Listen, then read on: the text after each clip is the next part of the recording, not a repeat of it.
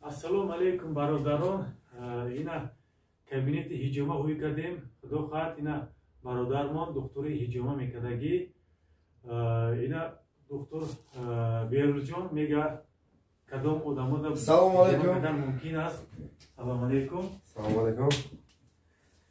Салому алейкум дӯстон азиз, салому алейкум бародарон. Ман ҳастам ба шумо духтур Берӯз ва духтур Шавкат уролог ва акай эшон духтури ҳиҷомагар ва массаж ва барои мисол барои мардон.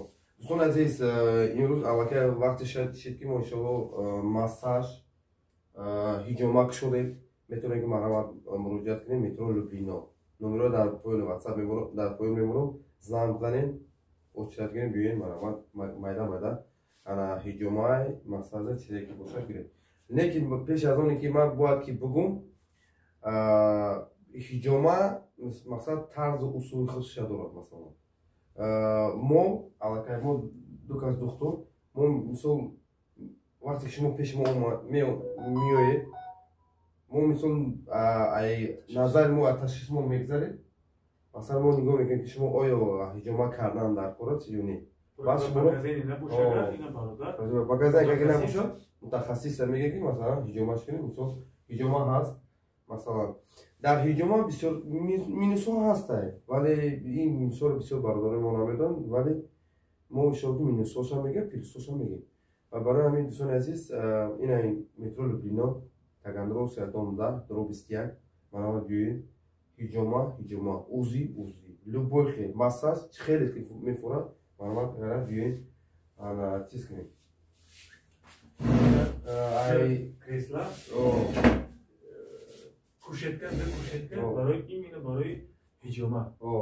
Басай дута басай мисол мо дар бисёр дар кор нестем. Вале дӯстони азиз мо корҳое карда дастем ки барои шумо фоидаовар бошад ва дар саломатӣ дар инсон ҷои аввал меистад ва саломатиро пеш аз ҳама нигоҳ кардан накорад. И пули моли дар ҷои дум нигоҳ кардан накорад. Акайшон чӣ гуфтанӣ? чанд сола ки ҳиҷома қатъи машғуле шумо? Ассалому алайкум ва раҳматуллоҳи ва баракатуҳ. Хоб тӯли мумкин аст ки 10-12 сол аст ки мо ба ҳиҷома машғулем. Аз замоне ки дар Душанбе дар ибтидое ки шуд, аввалан дар мақсад корхонаи мо ин чиз шурӯъ шуда буд. Дар тарафҳои аэропорт мақсад ба онҷо ба номи клиникаи бобоишон машҳур аст ки бигем ки аз хонадон мо аз ҳамон хонадон ҳастем. хоб тӯли чанд сол аст ба ҳиҷома машғулем. Ва дигар ин ки мақсад ки расули акрам саллаллоҳу алайҳи ва саллам мефармоянд ки шумо ҳиҷома кунед пеш аз ин ки шумо ба ғалаён яъне ки ба бемории фишор гирифтор шавед. мақсад пеш аз ин ки шумо бемор шавед шумо ҳиҷома кунед. ва дигаре ки баъзеҳо мегӯянд ки савол медиҳанд ки ҳиҷома пеш аз ислом буд ва чӣ гуна ӯро мо суннати расули худо саллаллоҳу алайҳи ва саллам мақсад ки медонем. пешам буд вақте ки расули худо саллаллоҳу алайҳи ва саллам ҳиҷома карданд ва гуфтанд ки шумо ҳиҷома кунед то ин ки шумо яъне ки табобати мақсад бигем худтон ба ҳиҷома шавад. на ин ки мо мегӯем ки аз суннати расули аз ибтидо аз пайғамбар саллаллоҳу алайҳи ва саллам сар шуд. пеш аз инам ки буд и аз замони чинӣ буд ва дар замони пайғамбар саллаллоҳу алайҳи ва саллам ҳиҷома карданд ва гуфтанд ки шумо ҳиҷома кунед пеш аз ин ки шумо бемор шавед, хусусан бемории ғалаён, бемории фишор баландӣ. ва ҳиҷома чандин мақсад бемориҳои касали мақсад бигирем ки қанд, фишор баландӣ, фишор пастӣ, простата, барои бемориҳои ҷигар, барои бемориҳои шиш, хоб барои миёндард, барои почадард, хоб барои ҳама анвои дардҳо, яъне ба услуби чуноне ки мутахассисони ин соҳа дар қонуни китоби худшон навишта карданд, мо ба ҳамин усул ҳиҷома мекунем. на усуле ки мақсад худомӯз бошем, ҳамчун як инсоне ки мақсад ки аз рӯи қонуни тибби суннатӣ ва тибби мақсад бигирем ки чиние ки ба мо китоб расидааст дастрас кардем, аз рӯи ҳамон мо амал мекунем. ассалому алайкум ва раҳматуллоҳи ва баракатуҳ. Ишон як савол ба миён омад.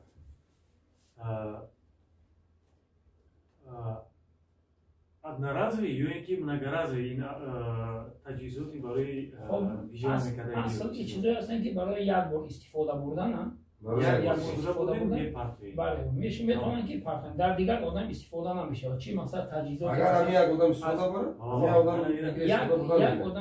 یک آدم مقصد بگیریم که استفاده میبره اختیار در خود داره میتونه که مثلا که پرتش میتونه که دفعه دیگه اگر خوب شستشو کرده بتونه مثلا تازه کرده بتونه با گفت امروزه یعنی دیزینفکسیش به جا آورده بتونه بیاره دیمورد که نباشه میتونه که پرتش دفعه دیگه آمد از نو استفاده از نو میگیره همش دوستان عزیز شما وقتی که همین سخنی ایشون وقتی گوش کرده شما علاقه خودتون خلاصه بروید که مثلا آدمی که هجامت کرده است و سابقه کارش بنهایت بسیاره علاقه خودتون اونجا میدونین از طرز گردنش میدونه که آدم خیلی معلومه. دوستان عزیز بیاین انشالله که ما پیش از هجامت کردن شما اول اسمات رو ایمون میگذاریم بعد هجامت میکنیم انشالله اسماتش به پوله روی مرامت هجامت را سر کنیم انشالله اگه ما زوره نمیگه که مجبور بیایید کدوم که میخواهی مرامت هجامت کردن خواهش کسی که باشه سلامتش و خودم دکتر بیروز و دکتر شوکت همینجا هستیم و اپراسیونی که میشود انشالله که دو کسای شما اپراسیون رو کرده شدیم و میکنیم میتونه که با نرخ‌های ارزان مراجعت کنیم انشالله. خب خیلی برای دیگر چیزها در ویدیوی آینده صحبت میکنیم. الان مهربانی گپ باشه نصیحت خانواده باشه. سلامت باشی.